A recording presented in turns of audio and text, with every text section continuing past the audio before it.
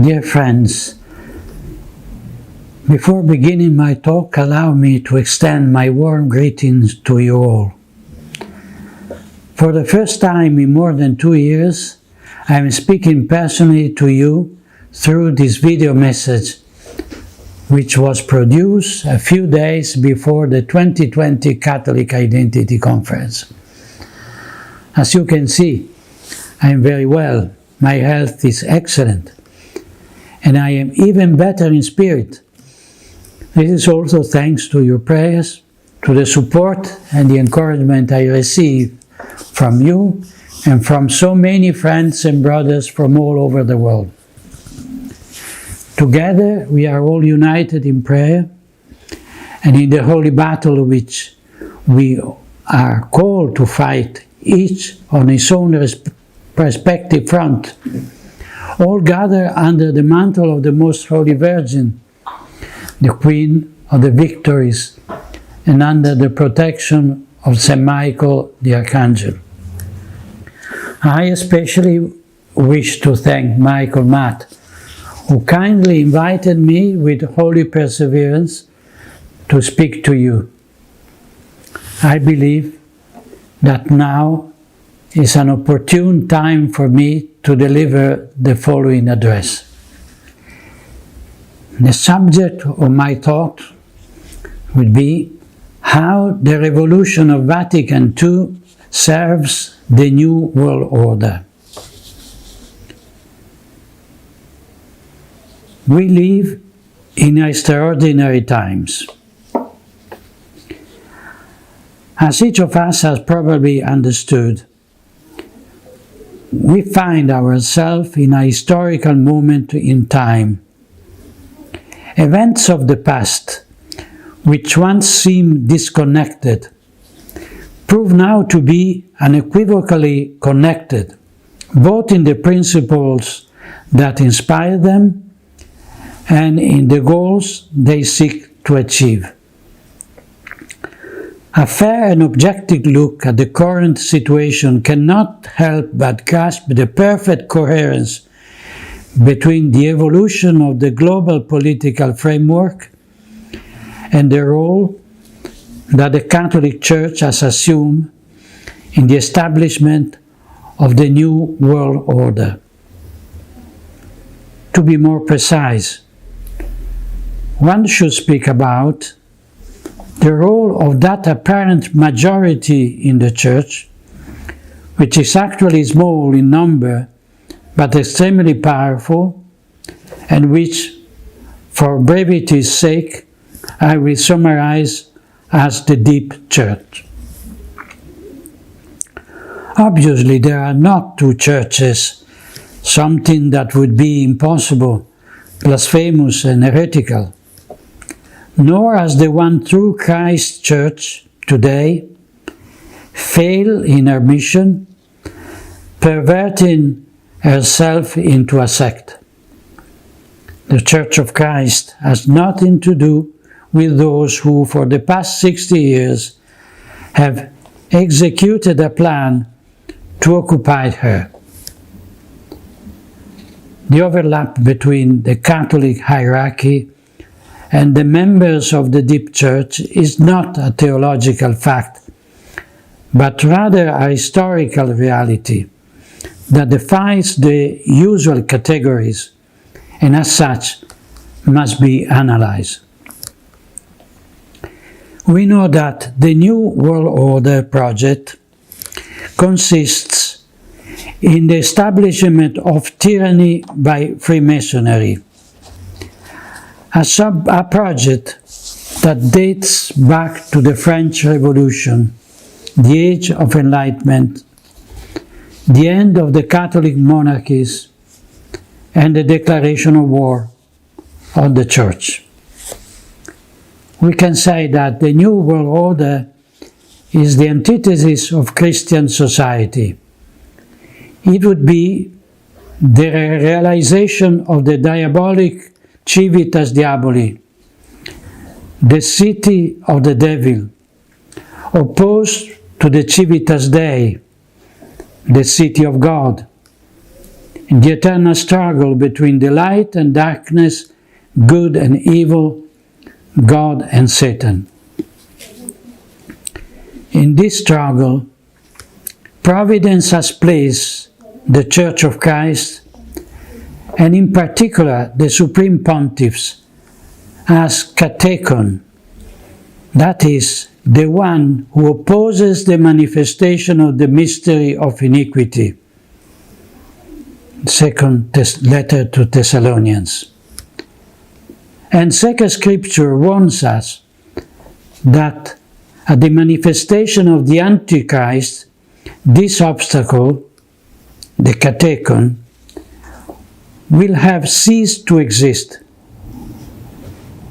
It seems quite evident to me that the end of times are now approaching before our eyes, since the mystery of iniquity has spread throughout the world with the disappearance of the courageous opposition of the catechon.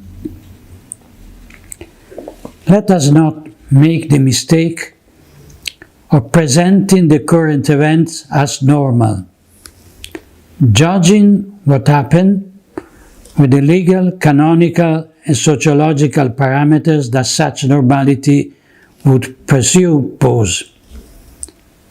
In extraordinary time, and the present crisis in the Church is indeed extraordinary, events go beyond the ordinary known to our fathers. In extraordinary time, we can hear a Pope deceive faithful, see princes of the Church accused of crimes that in other times would have aroused horror and been met with severe punishment. Witness in our churches liturgical rites that seem to have been invented by Cranmer's perverse mind. See prelates process the unclean idol of the Pachamama into St. Peter Basilica.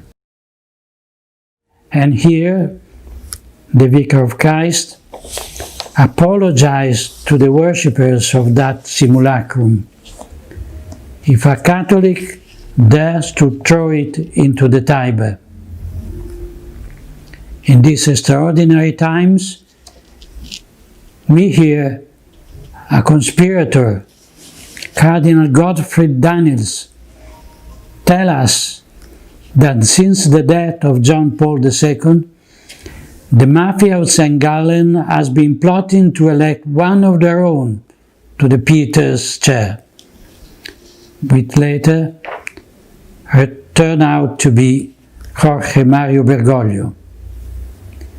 In the face of this disconcerting revelation, we might well be astonished that neither cardinals nor bishops express their indignation nor ask that the truth be brought to light.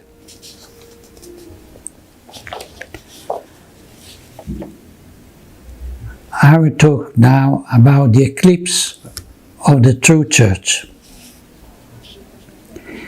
For 60 years, we have witnessed the eclipse of the true Church by an anti-Church that has progressively appropriated her name, occupied the Roman Curia and her dicasteries, dioceses and parishes, seminaries and universities, convents and monasteries.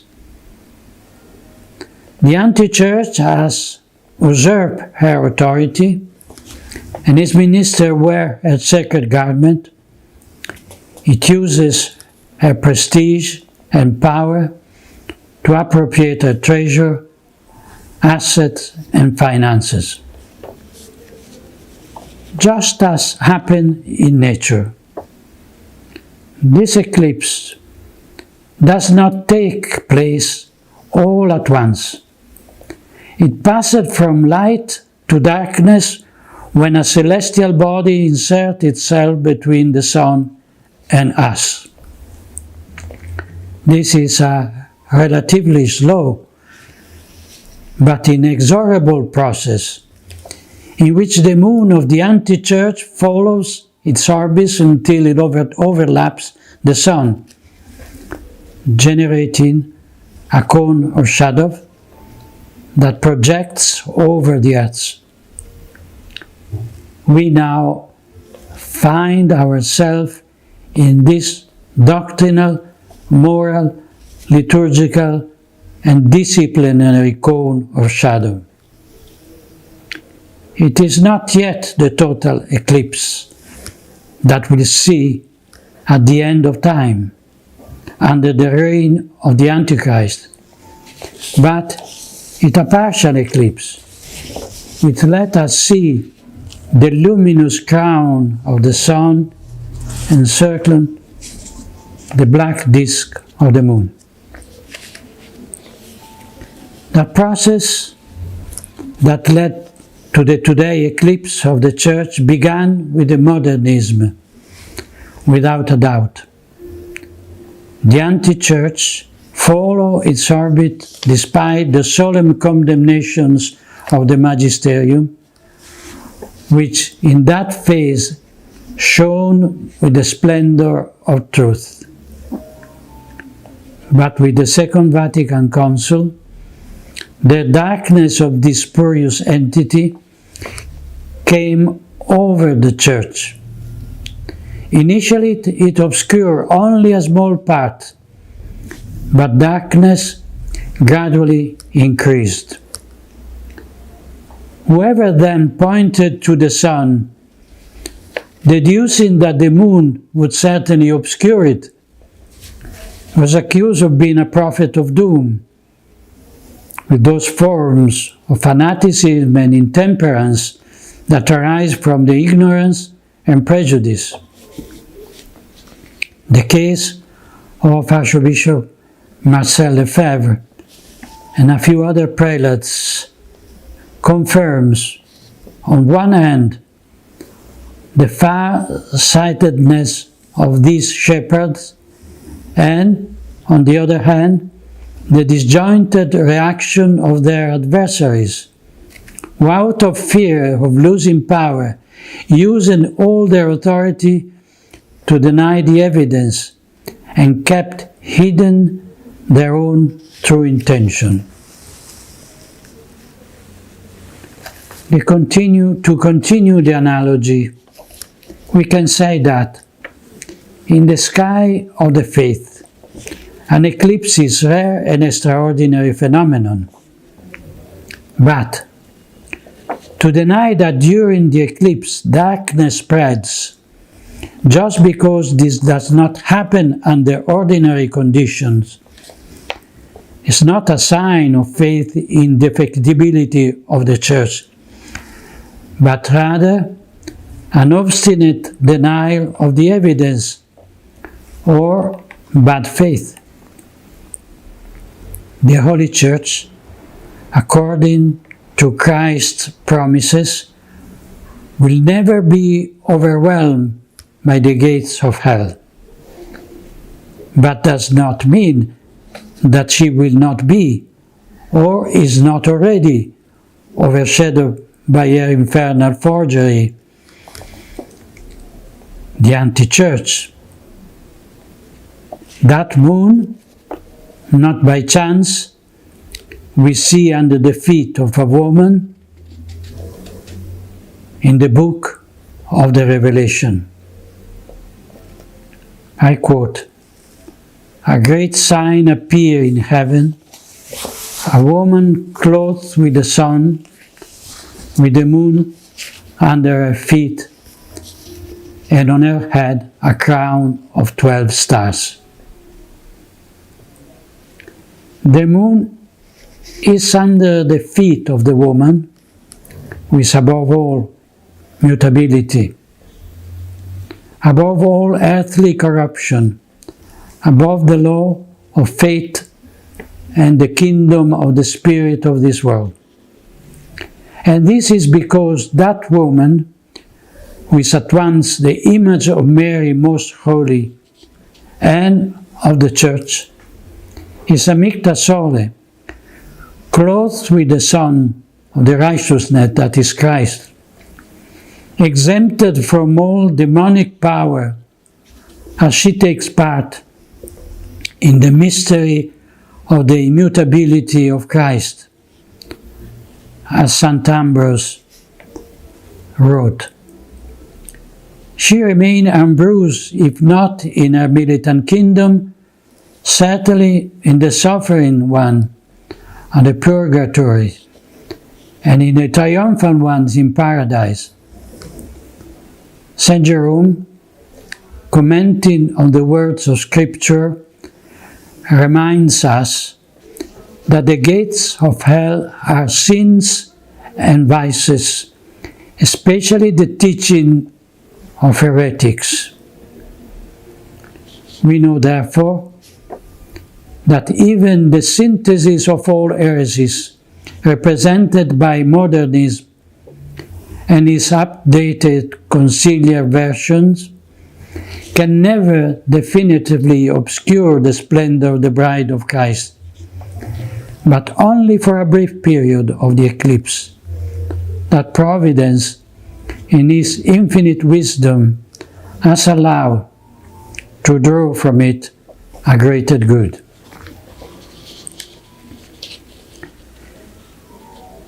The abandonment of the supernatural dimension.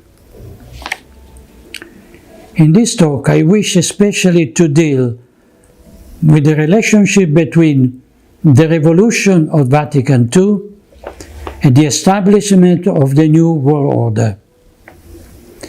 The focal element of this analysis consists in highlighting the abandonment on the part of the ecclesiastical hierarchy, even at the top, of the supernatural dimension of the Church and its eschatological role.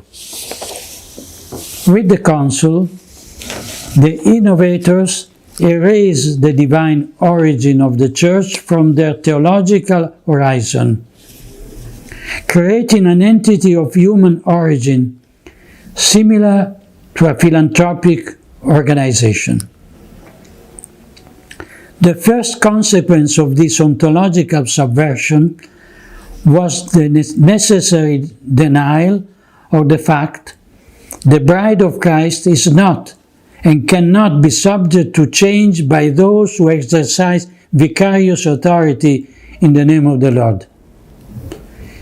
She is neither the property of the Pope nor of the bishop or theologians, and as such, any attempt at aggiornamento lowers her to the level of a company that, in order to garner profit, renews its own commercial offer, sells its leftover stock, and follows the fashion of the moment. The Church, on the other hand, is a supernatural and divine reality. She adapts the way she preaches the gospel to the nations, but she can never change the content of one iota, nor deny her transcendent momentum by lowering herself to mere social service. On the opposite side, the anti-church proudly lays claims to the right to perform a paradigm shift, not only by changing the way doctrine is expounded, but the doctrine itself. Insisting on what the magisterium teaches is useless. The innovator brazen claim to have the right to change the faith, stubbornly following the modernist approach. The Council's first error consists mainly in the lack of the transcendent perspective, the result of a spiritual crisis that was already latent, and the attempt to establish paradise on earth with a sterile human horizon. In line with this approach, Fratelli Tutti sees the fulfillment of an earthly utopia and social redemption in human brotherhood, pax ecumenica between religions, and welcoming migrants.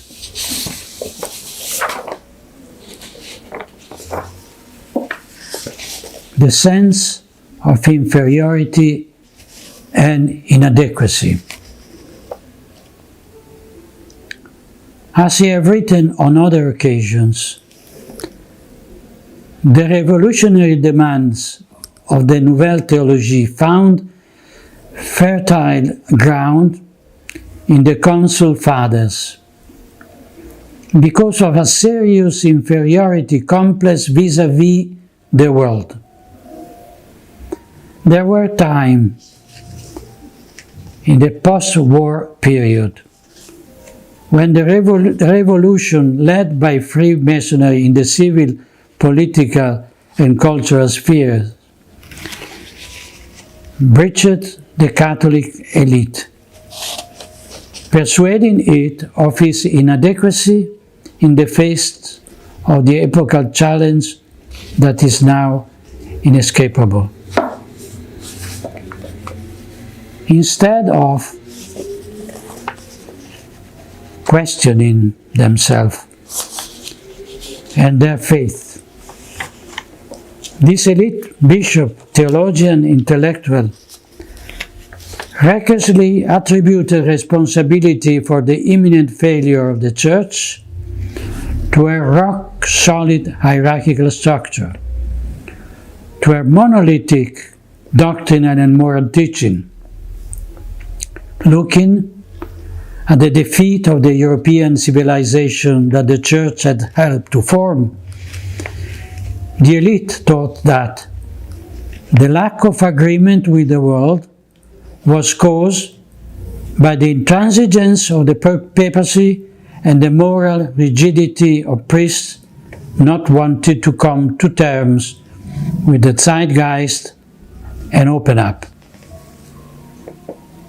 This theological approach stems from the false assumption that between the Church and the contemporary world there can be an alliance, a consonance of intent, a friendship. Nothing could be further from the truth, since there can be no respite in the struggle between God and Satan, between light and darkness. I quote from the Genesis, "I'll put enmity between thee and the woman, and between thy seed and her seed. He shall bruise thy head, and thou shalt bruise his heel."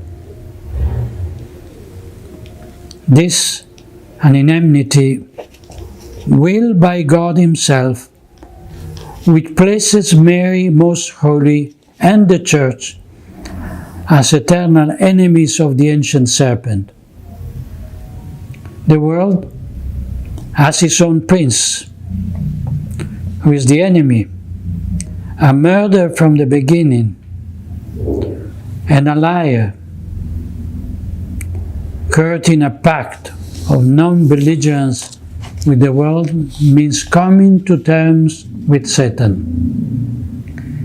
This overturns and perverts the very essence of the Church, whose mission is to convert as many souls to Christ for the greater glory of God, without ever laying down arms against those who want to attract them to themselves and to their damnation.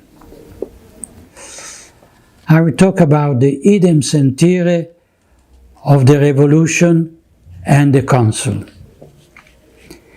The Council Fathers' sense of inadequacy was only increased by the work of the innovators whose heretical ideas coincided with the demands of the world. A comparative analysis of modern thought confirmed the idem sentir, the same feeling or same mind, of the conspirators with every element of the revolutionary ideology. I leave the description of these comparative details in the written version of my lecture. When this anti-church is fully established in the total eclipse of the Catholic Church, the authority of its leaders, of the anti-church, will depend on the degree of the subjugation to the new world order, which will not tolerate any divergence from its own creed, and will ruthlessly apply that dogmatism, fanaticism, and fundamentalism that many prelates and self-styled intellectuals criticize in those who remain faithful to the magisterium today. In this way, the deep church may continue to bear the trademark Catholic Church, but it will be the slave of the new order thinking, reminiscence of the Jews who, after denying the kingship of Christ before Pilate, were enslaved to the civil authority of their time. We have no other king than Caesar. Today's Caesar commands us to close churches, wear a mask, suspend the celebration under the pretext of pseudo-pandemic. The communist regime persecutes the Chinese Catholics, and the world hears nothing but silence from Rome. Tomorrow a new Titus will sack the council temple, transporting his remains to some museum, and divine vengeance at the end of the pagans will have been achieved once again. I will talk now of the instrumental role of the moderate Catholic in the Revolution. Some might say that the Council Fathers and Popes who presided over that assembly did not realize the implication that their approval of the Vatican II documents would have for the future of the Church.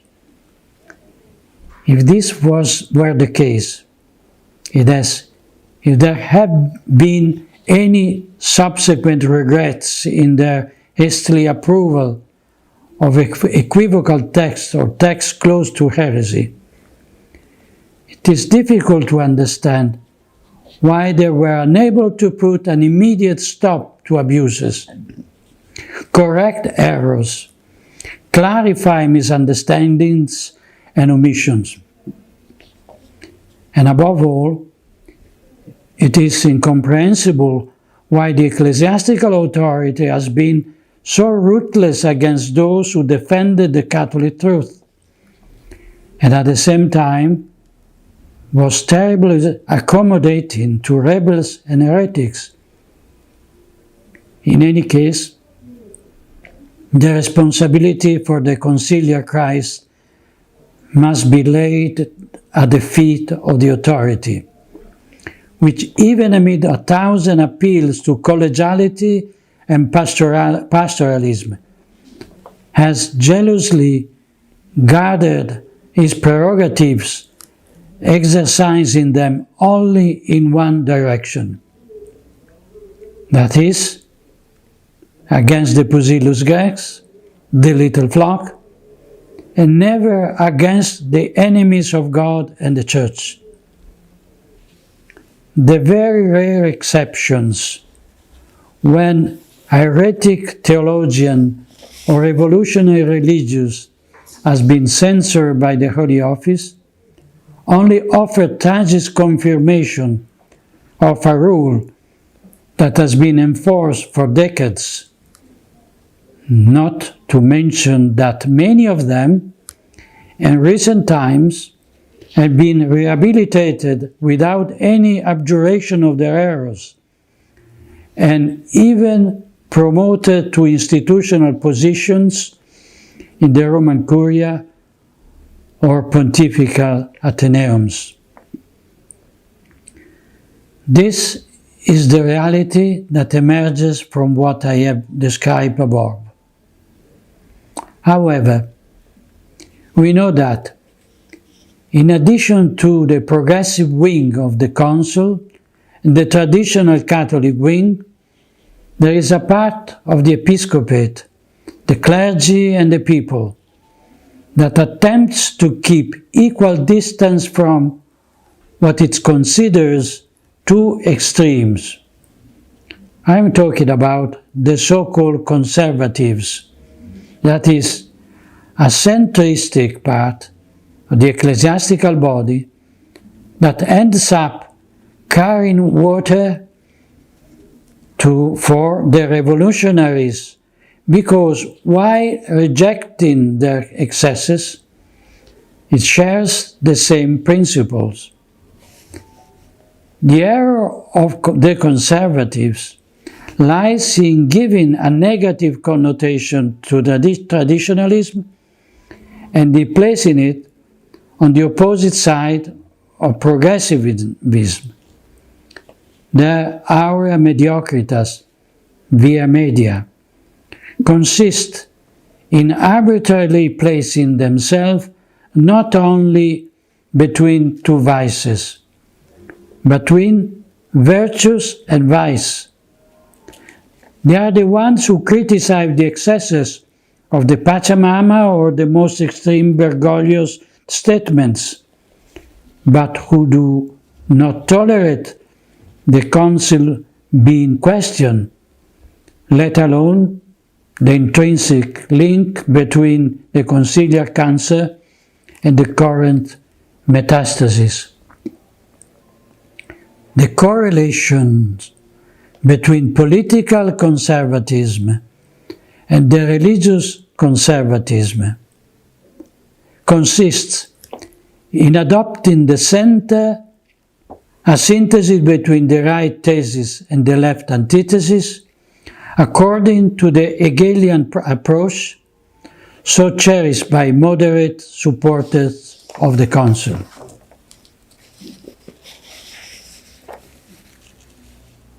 Now we talk about open society and open religion. This analysis would hardly be completed without a word on the neo-language so popular in the ecclesiastical sphere. Traditional Catholic vocabulary has been deliberately modified in order to change the content it expresses.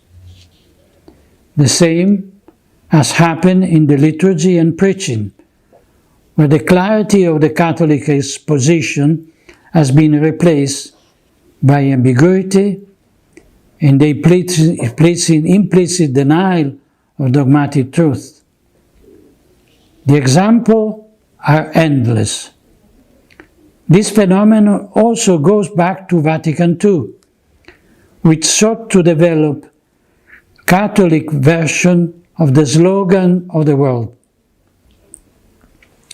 Nevertheless, I would like to emphasize that all those expressions that are borrowed from secularistic lexicon are also part of the new language. Let us consider the Bergoglio's insistence in the outgoing church, the openness as a positive value. Similarly, I quote from Fratelli Tutti, "A living and dynamic people, a people with a future, is one constantly open to a new synthesis through its ability to welcome differences." number 160. I quote again, "The Church is a home with open doors. We must to be a church that serves, that leaves home and goes forth from its places of worship, go forth from its sacristies, in order to accompany life, to sustain hope, to be the sign of unity, to build bridges, to break down walls, to sow seed of reconciliation." Close the quotation. Similarly, with the open society sought after by Soros' globalist ideology, is so striking as to almost constitute an open religious counterpoint to it. And this open religion is perfectly in tune with the intention of globalism. From the political meeting for a new humanism, blessed by the leaders of the Church, to the participation of the progressive intelligentsia in green propaganda, it all chases after the mainstream thought, in the sad and grotesque attempt to please the world. The stark contrast with the words of the Apostle is clear. I quote from the Epistle to the Galatians.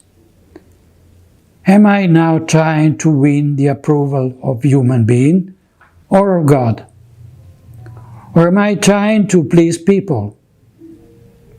If I were still trying to please people, I would not be a servant of Christ." The Catholic Church lives under the gaze of God. She exists for His glory and for the salvation of souls. The anti-church lives under the gaze of the world, pandering to the blasphemous apotheosis of man and the damnation of souls.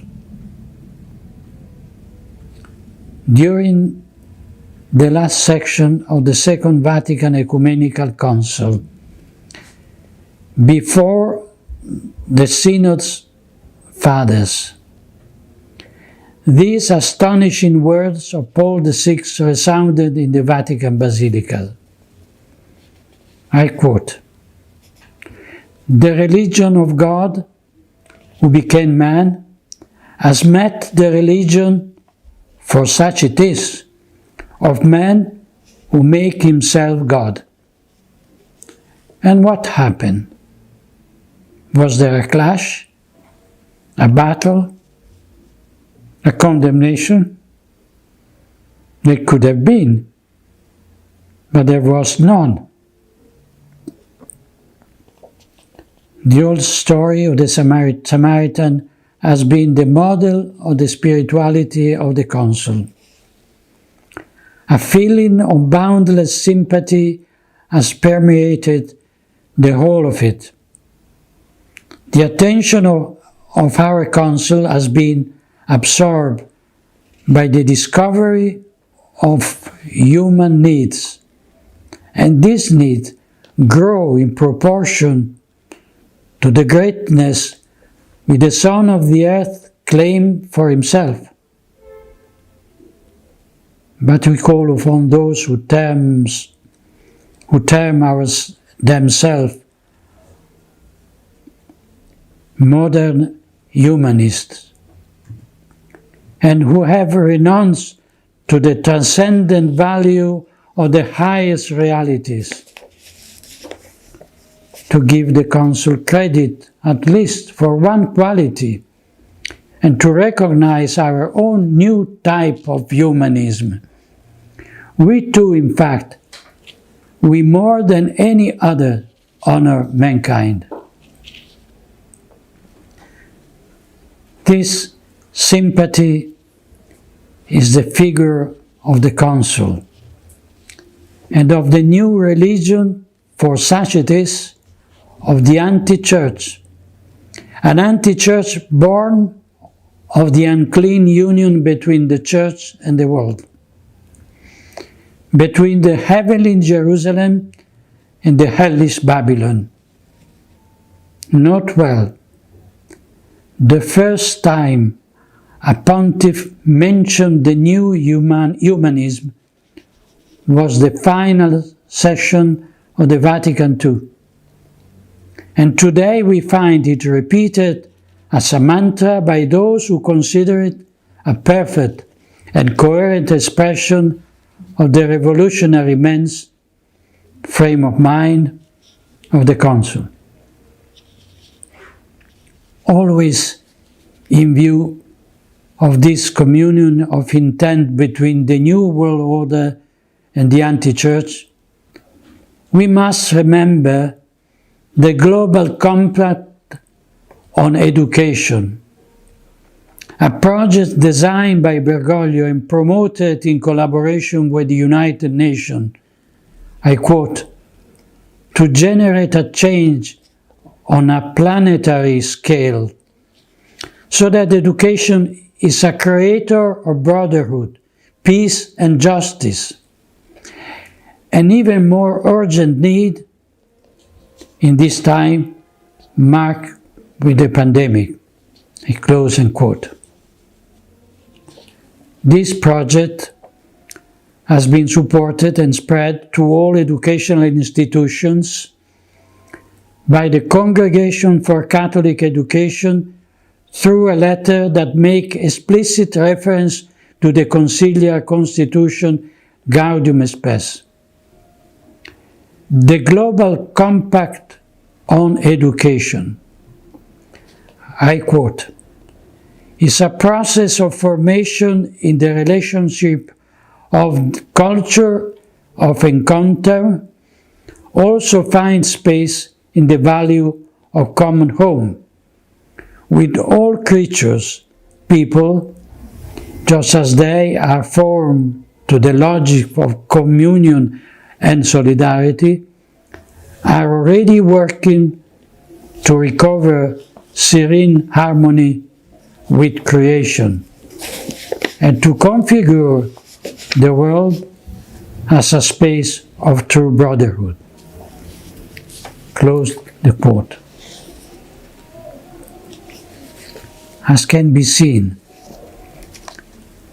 the ideological reference is always and only to Vatican II, because only from that moment on did the anti-church place man in the place of God, the creature in the place of the Creator. The new humanism obviously has an environmental and ecological frame into which are grafted both the encyclical Laudato Si and the green theology. The Church with Amazonian face on the 2019 Synod of Bishops with this idolatrous worship of Pachamama in the presence of the Roman Sanhedrin. The Church's attitude during the COVID-19 demonstrated on one hand the hierarchy's submission to the dictates of the state, in violation of the Libertas Ecclesiae, which the Pope should have firmly defended. It also put on display the denial of any supernatural meaning of the pandemic, replacing the righteous wrath of God, offended by the countless sins of humanity and nation, with the more disturbing and destructive fury of nature, offended by the lack of respect for the environment. And I would like to emphasize that attributing a personal identity to nature, almost endowed with intellect and will is a prelude to her divinization. We have already seen such a prelude of this under the very dome of St. Peter Basilica. The bottom line of this conformity on the part of the anti-church with the dominant ideology of the modern world establishes a real cooperation with powerful representatives of the deep state, starting with those working toward a sustainable economy, involving Jorge Mario Bergoglio, Bill Gates, Jeffrey Sachs, John Elkann, to mention a few. Allow me a brief word about the political situation in the United States on the eve of the presidential election.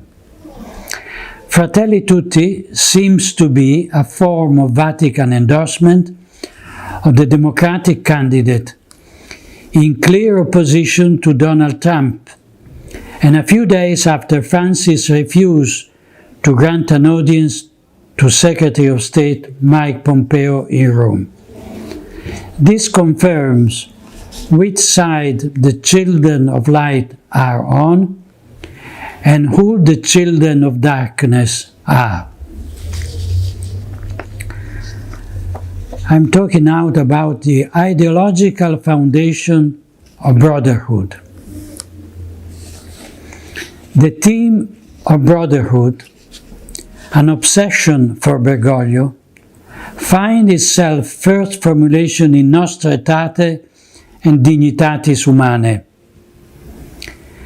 The latest encyclical, Fratelli Tutti, is the manifesto of this Masonic vision in which the cry Liberté, Égalité, Fraternité replaced the gospel for the sake of a unity among men that leaves out God.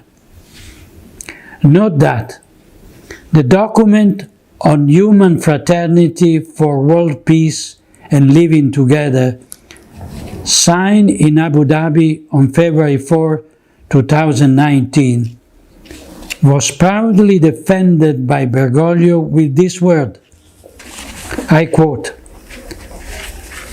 "From the Catholic point of view, the document did not go 1 millimeter beyond the Second Vatican Council." I close the quote. Cardinal Miguel Ayuso Guizot, President of the Pontifical Council for Interreligious Dialogue, comments in the Civiltà Cattolica, I quote, "The Catholic Church's commitment to interreligious dialogue, which opens the way to peace and fraternity, is part of her religious mission and at its roots in the Council event." I close the quote.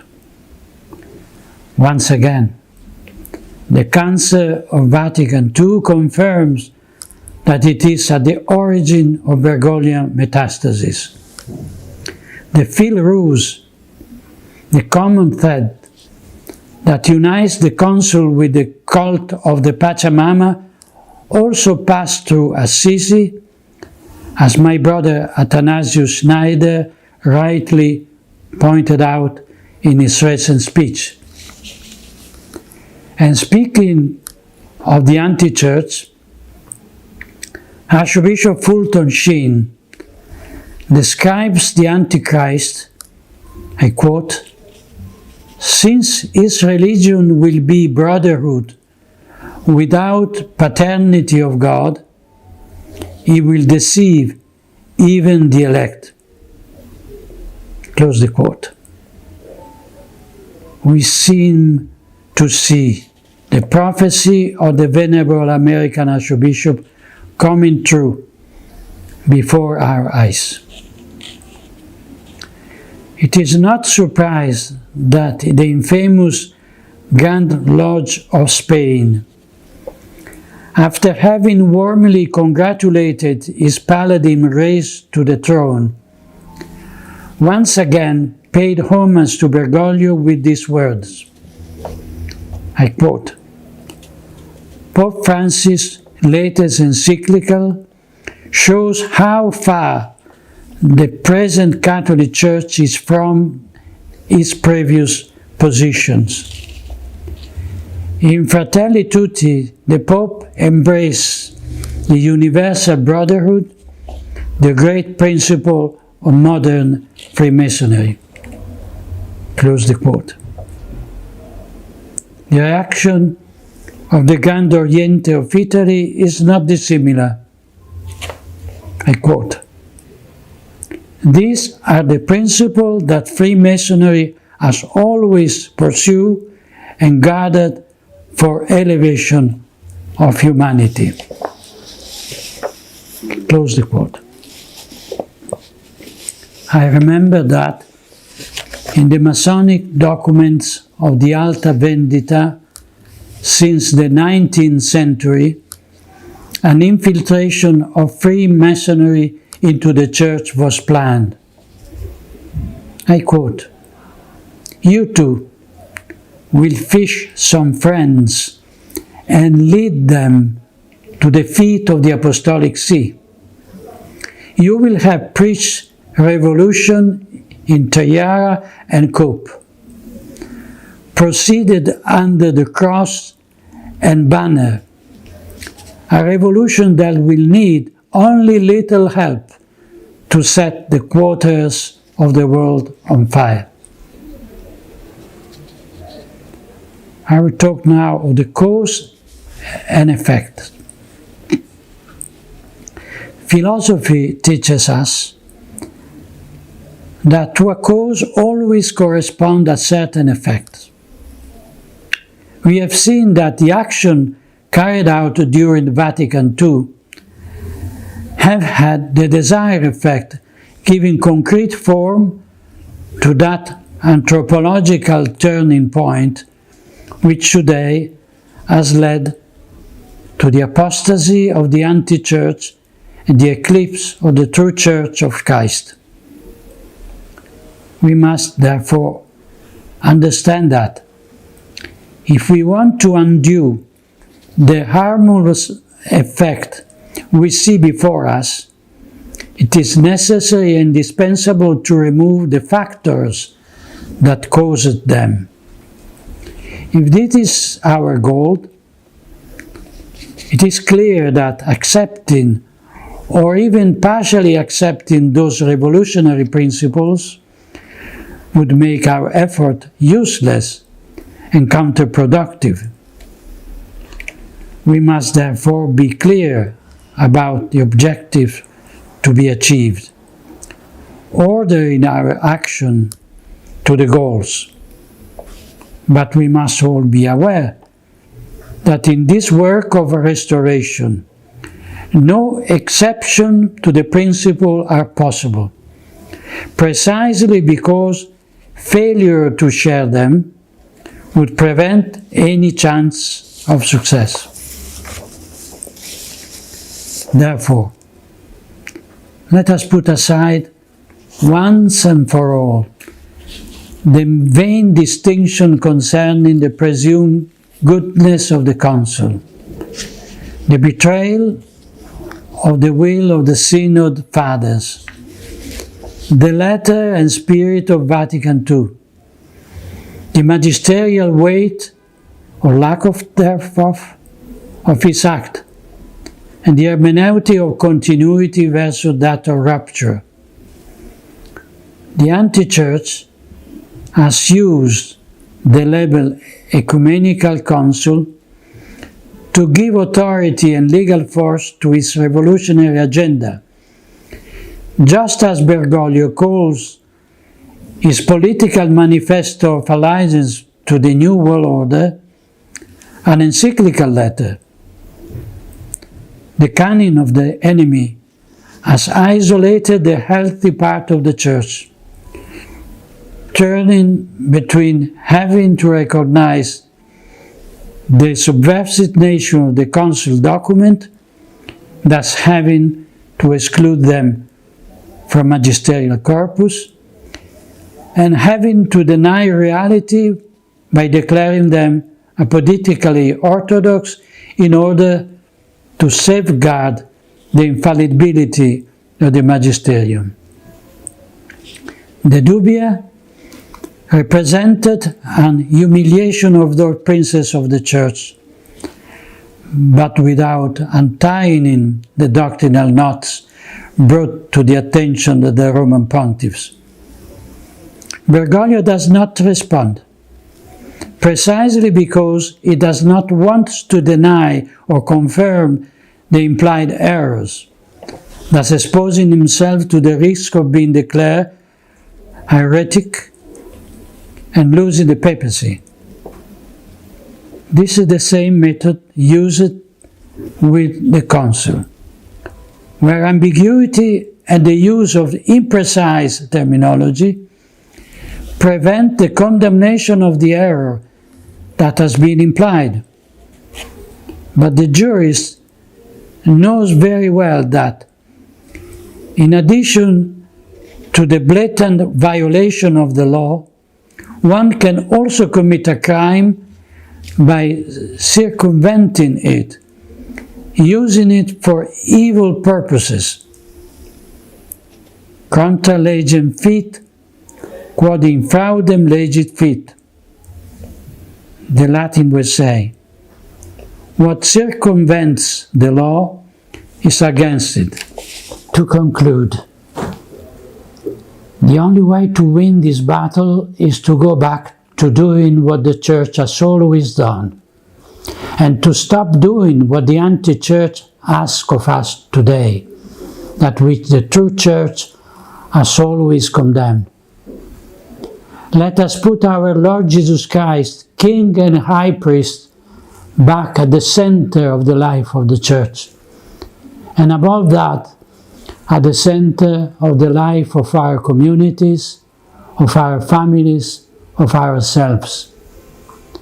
Let us restore the crown to Our Lady Mary, Most Holy, Queen and Mother of the Church. Let us return to celebrate the traditional Holy Liturgy worthily, and to pray with the words of the saints, not with the rambling of the modernists and heretics. Let us begin again to savor the writings of the fathers of the Church and the mystics, and to throw into the fire the works imbued with modernism and imminent sentimentalism. Let us support with prayers and material help the good priests who remain faithful to the true faith, and withdraw all support from those who have come to terms with the world of its lies. And above all, I ask you in the name of God, let us abandon that sense of inferiority that our adversaries have accustomed us to accept. In the Lord's war, they do not humiliate us. We certainly deserve every humiliation for our sins. No, they humiliate the majesty of God and the bride of the Immaculate Lamb. The truth that we embrace does not come from us, but from God. To let truth be denied, or to accept that it must justify itself before the heresies and errors of the anti-Church, is not an act of humility, but of cowardice and pusillanimity. Let us be inspired by the example of the holy Maccabees martyrs before a new Antiochus, who ask us to sacrifice to idols and to abandon the true God. Let us respond with their words, praying to the Lord. So now, O Sovereign of the heavens, send a good angel to spread terror and trembling before us. By the might of your arm, may the blasphemers who come against your holy people be struck down.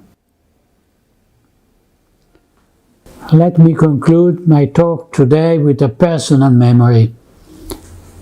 When I was Apostolic Nuncio in Nigeria, I learned about a magnificent popular tradition that came out from the terrible war in Biafra, and which continued to this day.